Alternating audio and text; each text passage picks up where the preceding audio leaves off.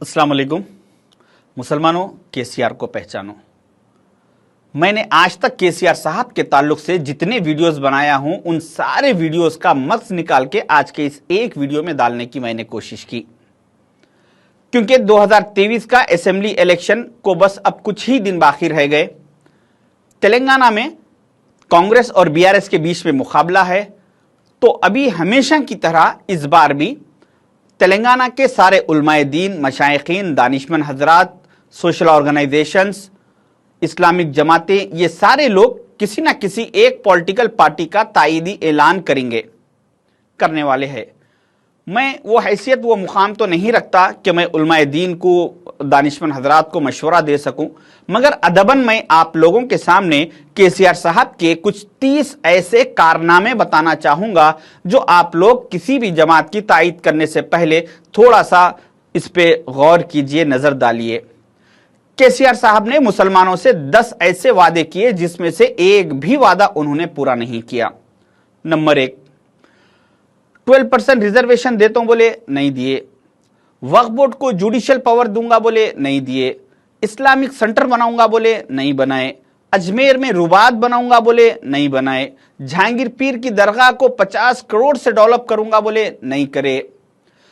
हुसैन शाह वली रहमतुल्लाह अलैह की दरगाह की 1654 एकड़ वक्फ लैंड को कब्जेदारों से वापस लेके वक्फ बोर्ड के हैंडओवर करूंगा बोले, नहीं करे। उल्टा उन्होंने खुद तेलंगाना गवर्नमेंट का दावा पेश करके उस पर काबिज होके बैठ गए।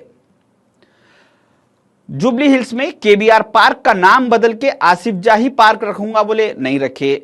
हैदराबाद की ओल्ड सिटी को तुर्की के इस्तांबुल की तरह डेवलप करूंगा बोले, नहीं करे। माइनॉरिटी वुमेन्स रेसिडेंशियल कॉलेजेस बनाऊंगा बोले, नहीं बनाए।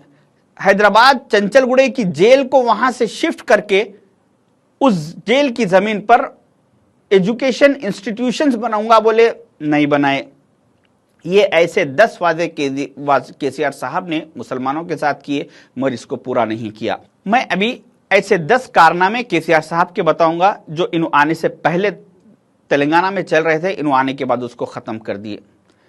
नंबर 1, केसीआर साहब आने के बाद इनके दौर इख्तियार के 10 साल में 8 मसाजिदों को डिमोलिश कर दिया गया, जिसमें से 2 मस्जिदों को दोबारा तामीर किया गया, बाकी के 6 मस्जिदों को छोड़ दिया गया।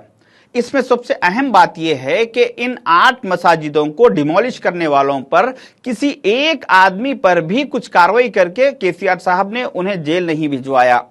अल्लाह ना करे अगर हम किसी दूसरे मजहब की इबादतगाह की एक ईंट इधर से उठा के इधर रख देते तो केसीआर साहब हमारी जिंदगी जेलों में सड़ा देते थे। नंबर 2, 42 उर्दू लाइब्रेरीज तेलंगाना में चल रहे थे, केसीआर साहब आने के बाद बंद कर दिए गए। 51 माइनॉरिटी इंजीनियरिंग कॉलेजेस चल रहे थे, उसको बंद कर दिया गया। 65 माइनॉरिटी कंप्यूटर ट्रेनिंग सेंटर्स चल रहे थे, उसको खत्म कर दिया गया। तेलंगाना के सारे यूनिवर्सिटीज में से मुस्लिम वाइस चांसलर्स को खत्म कर दिया गया। Telangana public service commission department में से मुसलमानों की नुमाइंदगी को खत्म कर दिया गया। तेलंगाना के राज्यसभा एमपी के सीटों में से मुसलमानों की लीडरशिप को खत्म कर दिया गया। निजाम सरकार के 11 हिस्टोरिकल प्लेसेस, 11 कदीम इमारतों को डिमोलिश कर दिया गया। 2014 में असेंबली में वक्फ बोर्ड का रिकॉर्ड सबमिट किया गया, जिसमें यह बताया गया कि वक्फ बोर्ड की 77,000 एकड़ वक्फ लैंड तेलंगाना में मौजूद है। अभी जून के महीने में 2023 में फिर से रिकॉर्ड चेक किया गया तो उसमें सिर्फ 23,000 एकड़ वक्फ लैंड मौजूद है, यानी 54,000 एकड़ जमीन इनके दौरे इख्तियार में खत्म कर दी गई। आलेर इनकाउंटर में 5 मुसलमान बच्चों की जान चली गई।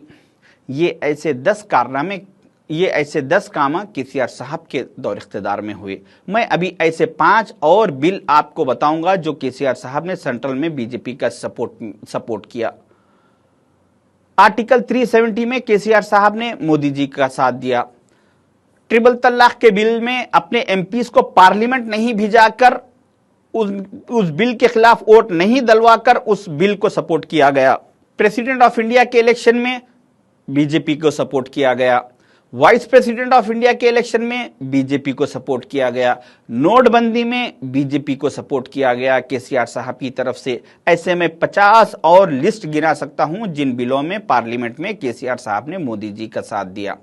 अभी मैं और ऐसे 5 कारनामे केसीआर साहब के बताना चाहूंगा जिससे उनकी पीवी नरसिम्हा राव साहब से मोहब्बत जाहिर होती है। पीवी नरसिम्हा राव साहब का तेलंगाना से नाम खत्म हो चुका था। उनके बर्थडे सेलिब्रेशन के लिए तेलंगाना गवर्नमेंट फंड में से 100 करोड़ रुपया सैंक्शन करके उनकी बर्थडे मनाकर फिर से उनके नाम को दोबारा केसीआर साहब ने जिंदा किया। पीवी नरसिम्हा राव साहब की फैमिली का पॉलिटिकल कैरियर खत्म हो चुका था। उनकी फैमिली में से उनकी बेटी को लेके आके बीआरएस का एमएलसी टिकट देके फिर उनका पॉलिटिकल कैरियर शुरू किया गया। नेकलेस रोड का नाम बदलकर पीवी नरसिम्हा राव रोड रखा गया। नेकलेस रोड पर पीवी नरसिम्हा राव साहब का स्टैच्यू लगाया गया। हैदराबाद यूनिवर्सिटी का नाम बदलकर पीवी नरसिम्हा राव यूनिवर्सिटी रखने के लिए केसीआर साहब ने सीएम कैंप ऑफिस से बीजेपी गवर्नमेंट को, सेंट्रल को लेटर लिखकर रिक्वेस्टिंग लेटर लिखा। ये ऐसे 30 कारनामे केसीआर साहब के 10 साल के दौरे इख्तिदार में अंजाम दिए गए जो मुसलमानों को कंप्लीटली नापसंदीदा थे, मगर उसके बावजूद भी केसीआर साहब ने इस कामों को अंजाम दिया। और मैं ये आपको खुले अल्फाज में कहना चाह रहा हूं कि इन 30 में से कोई एक बात भी मेरी गलत नहीं है। अगर मेरे पास ये 30 पूरे कारनामों के केसीआर साहब की वीडियो स्टेटमेंट्स है, इसके मेरे पास सारे सबूत है। अगर किसी को ये 30 में से कुछ भी गलत दिखा तो आप मुझसे कांटेक्ट कीजिए, मैं आपको उसका सबूत पेश करूंगा।